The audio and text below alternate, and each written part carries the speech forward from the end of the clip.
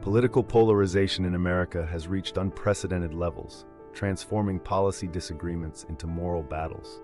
Studies show 85% of Americans now believe the other party threatens the nation's well-being. This documentary explores how we arrived at this crisis point and presents actionable solutions to rebuild national unity while preserving ideological diversity. Historically, American politics involved vigorous policy debates. Think Reagan versus Tip O'Neill's tax reforms. Today, Pew Research reveals 62% of Republicans view Democrats as immoral, while 54% of Democrats say Republicans threaten democracy. This shift from policy critique to character condemnation has paralyzed governance and fractured communities. Phrases like MAGA extremists or woke mob don't just describe, they dehumanize. Stanford researchers found such language triggers the brain's threat response, shutting down reasoning. Case studies show families estranged over political labels, with 27% of Americans reporting broken relationships due to politics since 2016. When politicians frame opponents as existential threats, they weaponize democracy itself. Analysis of 2020-2023 speeches shows threat to democracy usage increased 300%. This rhetoric isn't policy critique. It's moral condemnation that justifies radical responses, creating a dangerous escalation cycle documented in political science literature.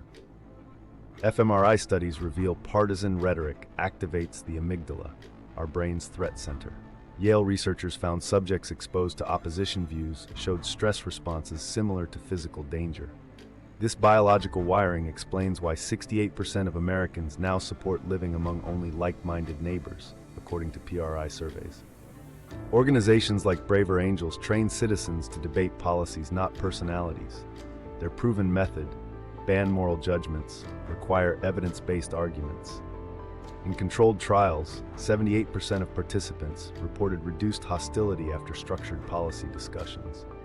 This mirrors successful historical compromises 1986 Tax Reform Act's bipartisan negotiations. Polarization isn't just cultural, it's institutional. Nonpartisan primaries, adopted in Alaska, reduce extremism by 40% per MIT studies. Ranked choice voting allows nuanced preferences, breaking binary thinking. These systemic changes complement cultural shifts, creating space for moderate voices currently drowned out by partisan incentives. Stanford's media bias chart reveals most Americans consume news from hyperpartisan outlets scoring below 20% on factual reporting. Tools like All Sides provide balanced perspectives, while browser extensions flag inflammatory language. Conscious media diets can reduce effective polarization by up to 35%, according to University of Pennsylvania research. From living room conversations to Better Angels, citizen-led initiatives are bridging divides.